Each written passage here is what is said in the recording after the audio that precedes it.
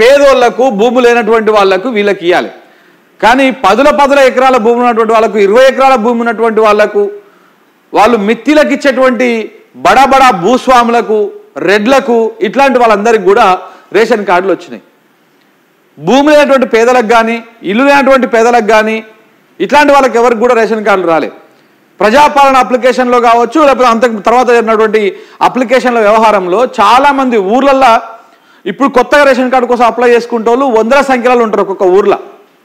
వాళ్ళందరూ అప్లై చేసుకున్నారు. అందరూ అప్లై చేసుకుంటే అందులో ఒక్కొక్క ఊరు కింద 30 నుంచి 40 మందికి 40 మంది లేదా 50 మందికి ఇచ్చుకుంటూ వచ్చారు. ఈ 40-50 మంది ఎవరు వచ్చినటువంటి లిస్టులో అందరు కాంగ్రెస్ కార్యకర్తలకే ఈ రేషన్ కార్డులు ఇచ్చుకుంటూ వచ్చారు. అంటే ఈ ప్రభుత్వం కాంగ్రెస్ కార్యకర్తల కోసమే పనిచేస్తుందుకుందా లేకపోతే పేదలందరి కోసం పనిచేస్తుందుకుందా? అందరికీ ఇవ్వాలి కదా, అందరి కోసం పనిచేయాలి కదా కాంగ్రెస్ ప్రభుత్వం. కానీ ఏం చేస్తా ఉన్నది? కాంగ్రెస్ వాళ్ళకు మాత్రమే రేషన్ కార్డులు, కాంగ్రెస్ వాళ్ళకు మాత్రమే రుణమాఫీ, కాంగ్రెస్ వాళ్ళకు మాత్రమే రైతు భరోసా, కాంగ్రెస్ వాళ్ళకు మాత్రమే ఈ సంక్షేమ కార్యక్రమాలు సంక్షేమ పథకాలు అన్నట్టు ఉంది.